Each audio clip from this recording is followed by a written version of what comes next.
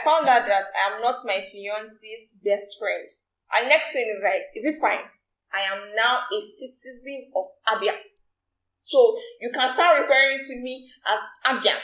The way I'm so proud of that man is like, now the same mama papa born the both of us. Today, I have a couple of things I want to share with you guys, but the top of that list is that I've changed my state. I am now a citizen of Abia. If you don't know why, stay. Wait for me. When we get into the video proper, you understand why I've changed my state. As I am talking to you guys right now, I am no longer from Kogi State or wherever that state is. Right now, I don't care. I don't even want to know. All I want you guys to know right now is that I am now a citizen of Abia. So you can start referring to me as Abia. You know, what's that our motto or logan or hey? See, I'm already disgracing my family members because I can't remember what it is. But you guys. Then the second thing on the list is, somebody sent in a question last week, and we'll be answering that. The question is, should your partners or should your husband be your best friend? We'll talk about that when we get into the video shortly. And then the other thing I want to talk about is a bit of politics, and a bit of, why I didn't give you guys anything last week. Unfortunately, I'm so sorry. I apologize. If I tell you people the truth, people don't believe me, but when we get into the video, you'll be able to get a jump into that conversation really quickly.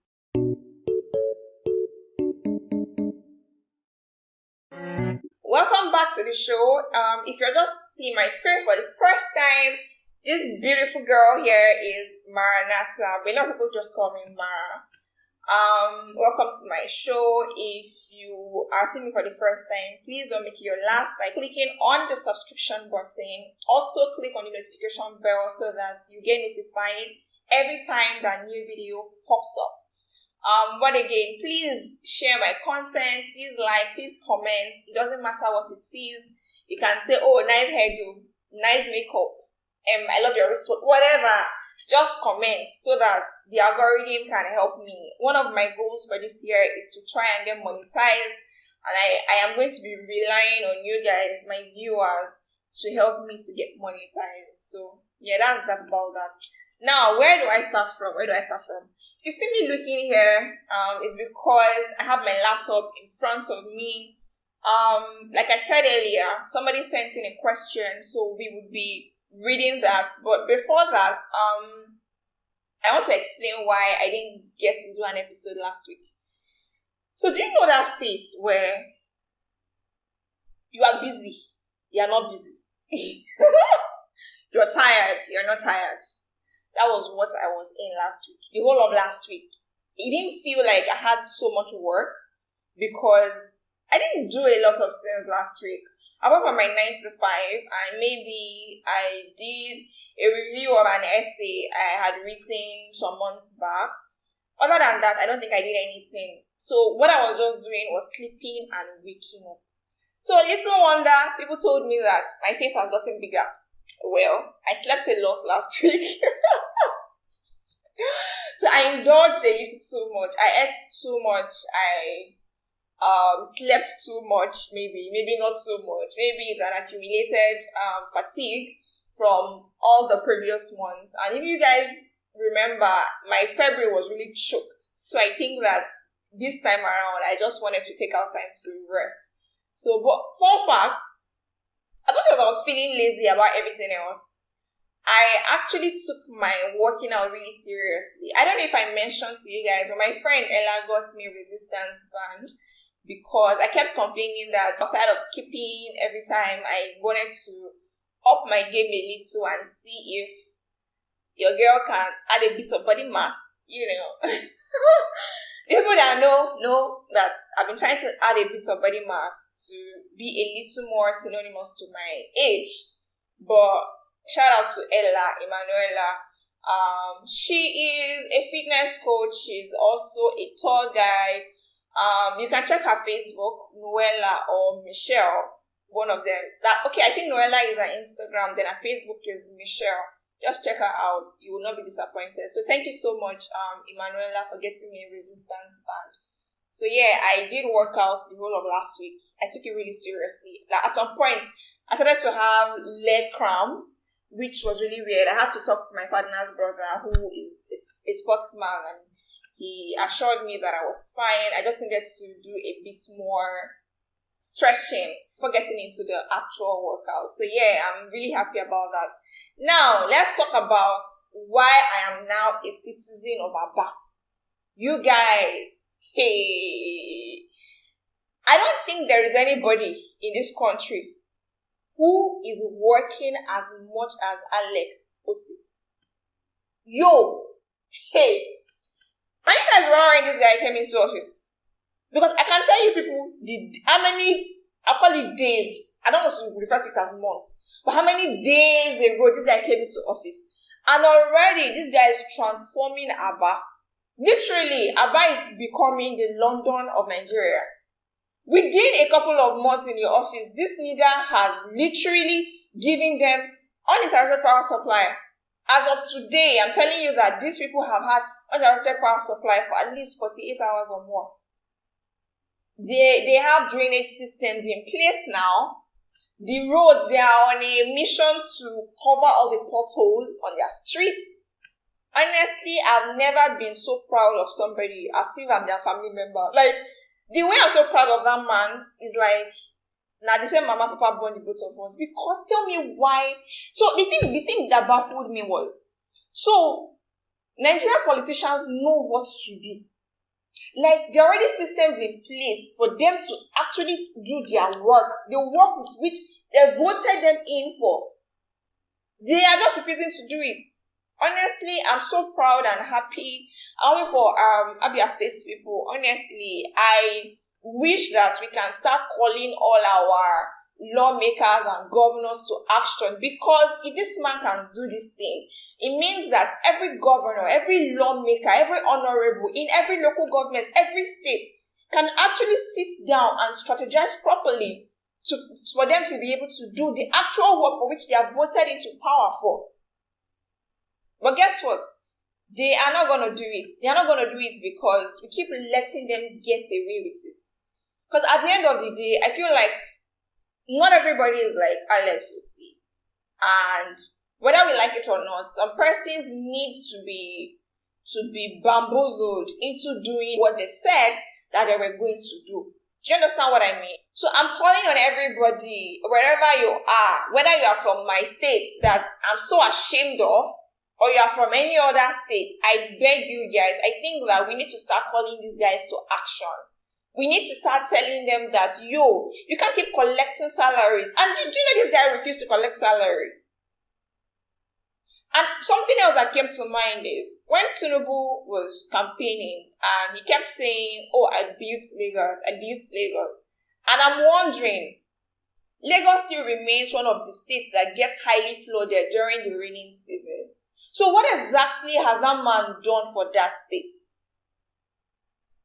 I'm sure that when the rains come around, Abia State people are going to be having less issues with flood.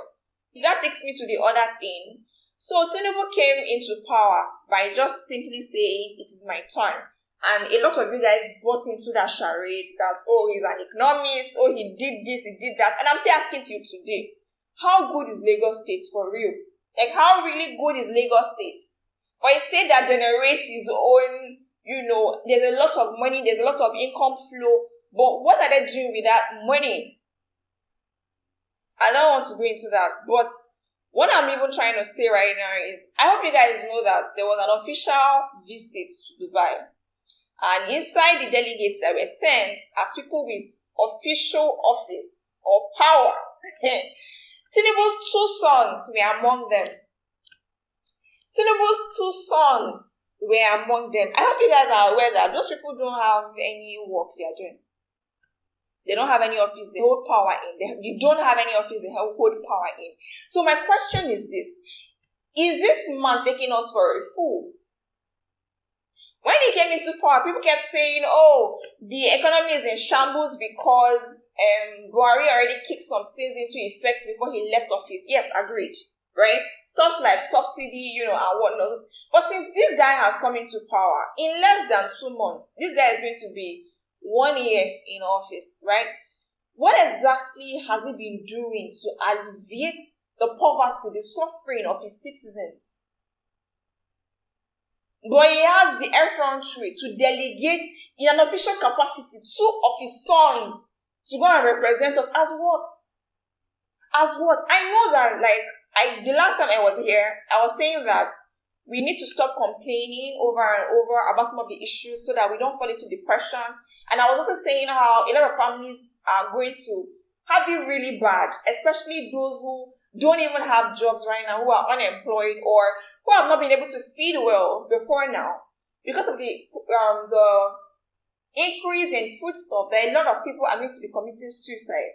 Now, tell me why, up until now, your president has not done anything per se to alleviate the sufferings of his people.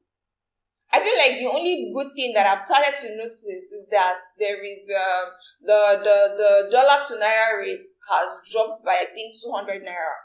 Other than that, you guys, let's talk about fuel. Let's talk about the prices of fuel in this country. Last week, I was complaining how I didn't have enough cash flow to get fuel, so I kept pushing it. Now, as at Sunday, I decided, you know what, let me just close my eyes and go and get this fuel. Something just kept nudging me, Mara, go. I kept, pushing it back because sometimes I work during the weekends, which is why I feel like my workload now is like this, is about to choke me, is about to kill me. And I was working and then something just kept nudging me. There was no power. And I was like, I still have enough battery on my device to work with. So, I just said, you know what, let me hit that call. And then around some minutes to 4, I turned off my generator, carried my jerry can, and went out. Tell me why I got to the fueling station and there was like a multitude of persons there. I was confused. Okay, what's going on? And by the time I got closer, I found out that it was only one pump that was working. So I indulged one older man, like, oh, what's going on? I didn't know other filling stations ahead. Maybe I can go to Orlando. And he was like, no, I'm coming all the way from back here. And there is no single filling station that is selling fuel. So, I don't understand what the problem really is. The other time it was pure water people, sachet water people going on strike. And all of a sudden they came back and said a bag of sachet water is now 500 naira. I can understand in a way because if the price of fuel is increased, it trickles down to everything because that would now mean that for those businesses who run generator, is a big problem for them. Because, of course, they're going to calculate the amount of fuel that they are using to treat the water. Then let's also talk about why the price of foodstuffs have also been high. Some of these things we import them, which, of course, dollar to naira rate is high. So people are going to impute their transportation costs. Then what about transporting it from wherever you got the items from into your shop or to the market? That's another whole level. So my question is, what exactly is going on? What is going on? You have your money, you can't even buy fuel as and when you want. And then the next thing, they are telling us, oh, they are increasing the price of fuel again. I had to start asking, is it that the tankers are on strike? Because I know that my friend who is a HR in Emadeb, Sharon Abimbola, usually I would call her like, oh, what's up, what's going on? And she would go on and on about how, oh, tankers are on strike because of the price of fuel, blah, blah, blah. And this time around, there's really nothing of that sort. Other than fueling stations are trying to save the fuels that they have in order to increase the price and then sell it for the new price. How does that make sense? Tomorrow, what mind would you have to start asking your governors or your lawmakers to be accountable to you when even in your own little businesses, you are not even truthful? You're not truthful. I got an item the other day and I kept wondering why an item that would usually sell for 120,000 naira or even less as of last year is now selling for 205,000 naira. And I know for a fact that this person did buy that item in that time where prices of things went up. So tell me why you're increasing the price of your item for something you already had in stock prior to, all of these shenanigans going on. As a country, I think that we are not even truthful to ourselves. So how then do you hold somebody accountable? So please, you guys should call your lawmakers. Forget Tinubu at this point. Start talking to your governors. People that you had so much hope and trust in, that you voted them in. Start asking them, what are they doing? What have they been doing to resolve these problems? Because this man has been quiet, but then he has the effrontery to send 2 of his sons as delegates to the UAE. Anyway, that's just my 2 cents on politics. I commend Alex Oti because honestly, I don't think there is any governor out there who is doing what this man is doing, and they are even collecting salaries, they are collecting sitting allowances and all of those things, carrying money that is not in circulation in Nigeria to resolve their own family problems. What about us? But anyway, that's that on politics. Hold your lawmakers, your governors, your House of Reps, guys, your even local government chairpersons, hold them accountable. There must be a reason why certain things are not going the way that they are supposed to go. So anyway, let's leave all that, long story, and let's get back to our conversation. So you guys, I said that somebody sent in a question last week, and I was not able to do an episode. Oh yeah, before I forget, last week I was on one of my friends' YouTube. Her name is Neneverse. You can check her out. We talked about what impacts or influences relationships negatively the most.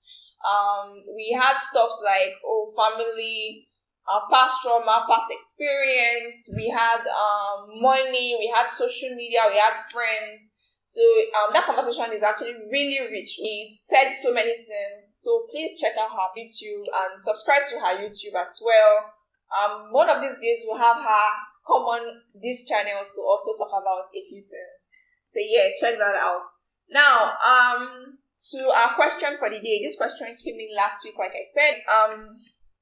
Sorry, I can't really see, so I have to increase it, and I don't know where my glasses are, so we're going to try and bear with me. Let me increase the brightness and see if that will make it better. Okay. Alright. Good day, Mara. I don't know what time you usually record your podcast, but good day. Good day to you too, dear sender. Whoa, that is not the one that is doing me right now. My problem today is that I found out that I am not my fiance's best friend. Wait though. Before your listeners will ask me if he didn't have a best friend before we started dating. I and Ola have been dating for 3 years. And I know he has 2 best friends. Shebi, me too. I had best friends prior and I still do. Imagine my shock during a games night when he picks a question and asked him to name his best friend. And I was shocked that he called 3 names, but none of them was mine. Like how now? So I am the only one that has been shouting my best friend up and down, and he's just looking at me. Imagine the disgrace when I asked him and he said, "You are the love of my life." I don't want it to look like I'm being somehow, but isn't your partner supposed to be one of your best friends at least? We were friends for a while before we started dating. So by now, without the fiancé title, shouldn't I have attained best friend status? Personally, I think that we need to define what a best friend is or who a best friend is. And then we also need to define who your partner or your wife or husband is. And I know that as much as it would sound somehow to some people's ears, I actually do believe that by virtue of being together, by virtue of being somebody's fiancé, or by virtue of being somebody's wife or husband, you're already their best friend. And I don't mean it in a way that, but like, how must I be best friends with my partner? I know I've said on this YouTube a couple of times how and why I think that the best type of couples are the ones who have a form of friendship with each other before they even get into marriage. Because at the end of the day, you need to be able to look at this person as your friend. When all said and done, when you start to get old and frail, what will keep you guys together is your friendship. And if you are being frank, in order for you to ask somebody to be your wife or husband, I think that you hold them to a certain degree of a high level or a certain degree of respect, and you owe them a lot, right? First of all, I don't think you're being paranoid, and I don't think that you're being somehow by asking why you are not your partner's best friend. Because what I think generally is this. Let's keep that aside. We have all agreed that before marriage, partners or couples should be each other's friends, right? So if you are each other's friends, what this means is that you are a lot more freer with one another. You communicate a lot more. You are more, how do I explain it? You are more closer than just being, two people who say they love each other and they don't play or come together as much as they are supposed to, right? So I'll give you an example. So with your best friends, can you imagine that something is going on with you and they are not like your first point of contact? So for me, if something happens to me, I think that my first point of contact is my best friend or my best friends, right? So I want to talk to them. I want to tell them that, oh, this is what happened. This is how I feel. This is what I'm going through. Now, if you marry or you propose to somebody, imagine how you would feel if something happens to me and I'm then leaving you to call one of my best friends. As a man, how would that make you feel, right? So I don't agree that you should marry your best friend, right? I don't agree. Maybe you can't marry your best friend, but I don't agree that you guys were best friends and then you got married. It happens. And I'm not judging anybody for it, right? But what I'm saying is you met a person and you like this person. I feel like you need to form a sort of bond of friendship with each other first. And then over time, that friendship can now build to become best friends. And by virtue of that, what that means is that you need to be able to see this person as part of you. So if you're part of this person, then it means that whatever is going on in my life, I must share them with you.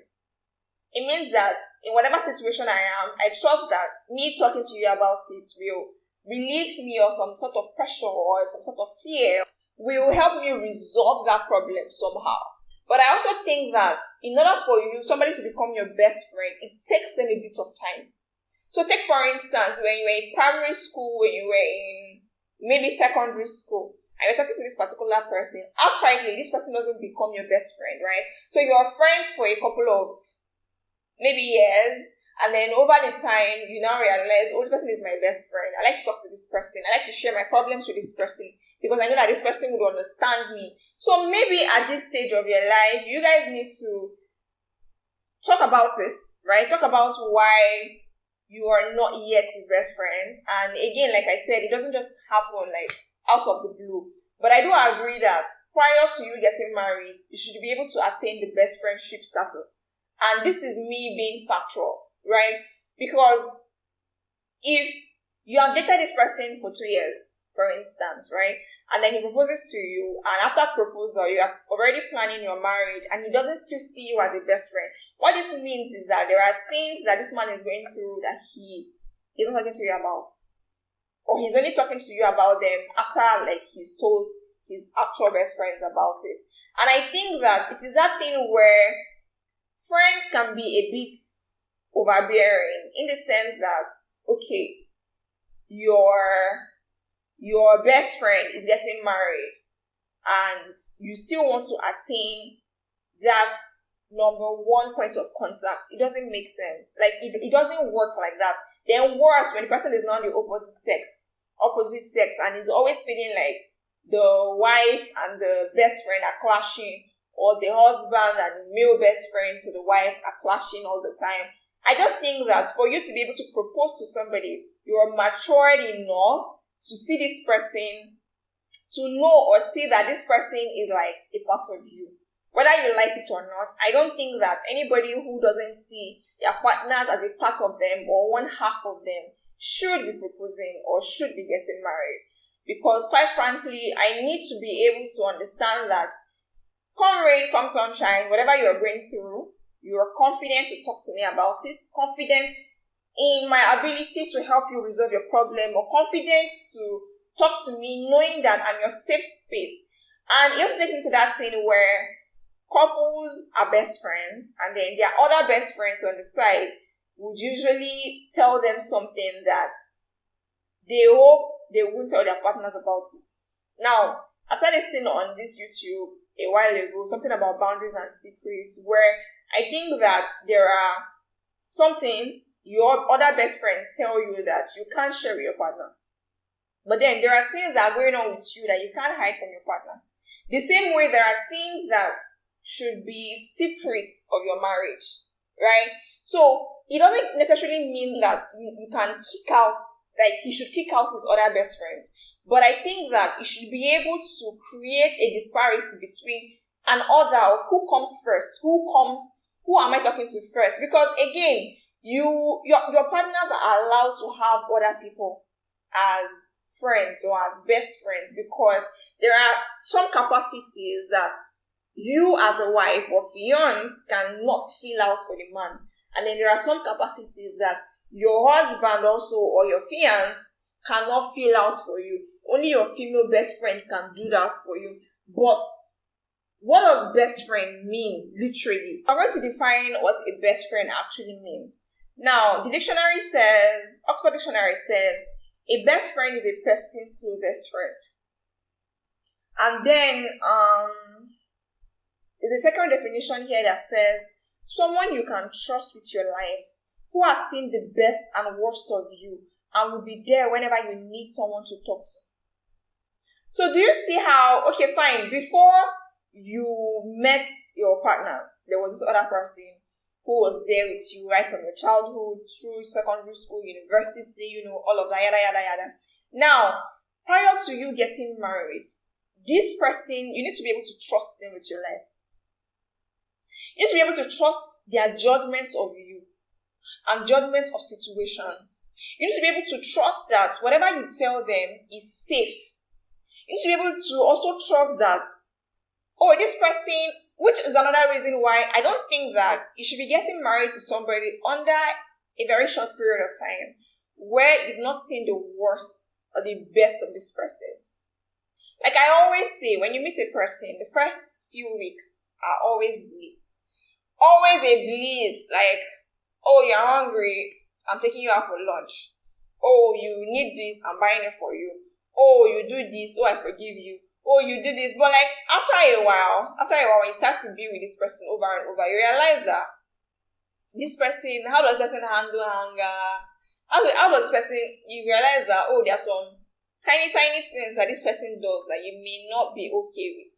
Things like, how he shouts at other drivers on the way, how he speaks derogatory about other women, how he shouts at servers in the restaurants, all of those things. Because again, you need to have seen your partners angry, like fully angry. Maybe not angry at you, but like angry at the situation, or maybe even angry at you. Because we've seen situations where there are men who are so-called alpha men who hates women or who hates feminists.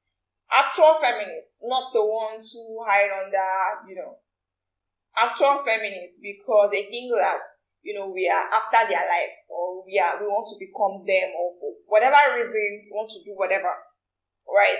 And they tell you that, I've met a woman, and I can kneel down to propose to this woman because she's different from the others. I put it to you that any man who doesn't think much of other women, doesn't think much about you, and he's only doing that because at this stage of his life, he needs you to get married to him. Only God knows what will happen when you guys get married. So, if you don't see your partner as somebody you can fully trust, which is the definition I'm going with right now, then I don't think that you should actually be getting married to this person. I think maybe you should wait until this person can trust you with everything. Everything, I mean everything. From family problem to family trauma to his past experiences to every goddamn thing that there is.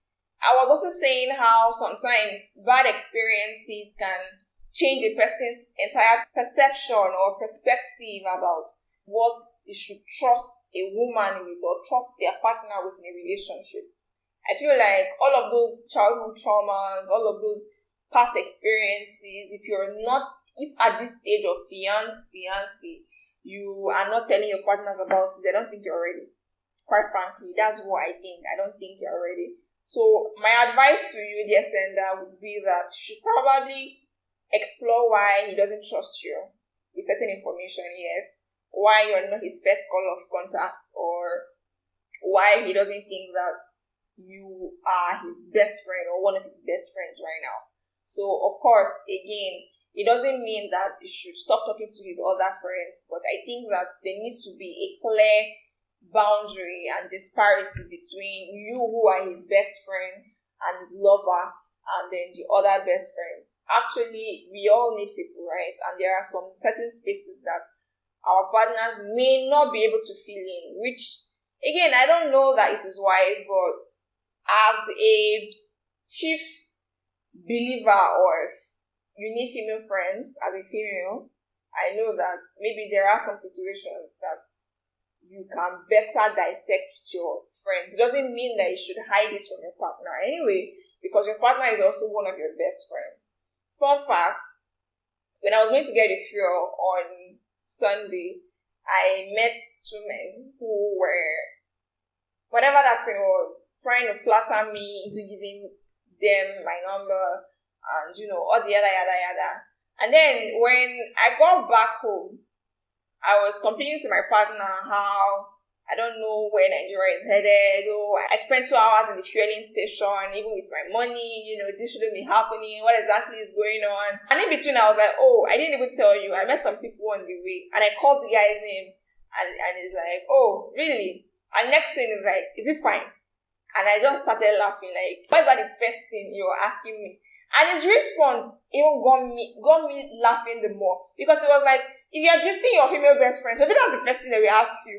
And it made so much sense, right? Because if this person is supposed to be your best friend, then the person is supposed to also play with you and ask you those funny things, Actually, this is what it's supposed to look like, right? If your partner is your friend or your best friend, this is what it is supposed to look like. No secrets, no hiding anything.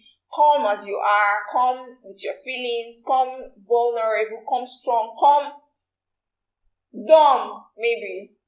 Knowing and believing that this person is your safe space and they're not going to insult you for it. And, that's how I feel anyway. But yeah, again, I don't think that you should be walking down the aisle when you haven't attained that trust status. That is the way I will put it. That trust status. It is very, very important. It is key for communication purposes. It is key in how far your marriage is going to go, except you are the type who have decided that, we are signing contracts. We don't have to talk every day. We don't have to update each other about our lives, or we can both live different lives and still have the marriage. Maybe that would work for you. But honestly, if you're like me, who is very big on communication, then I think that you should not walk down the aisle yet, actually. You should not walk down the aisle yet with somebody who isn't ready to fully trust you and, make you their best friend. So, this is where I would end today's video. If you like me, you like my voice, you like how I look, don't make it your last time. I'm joking, but you guys, please subscribe, please like, please comment, and share. See you in the next video. Bye-bye.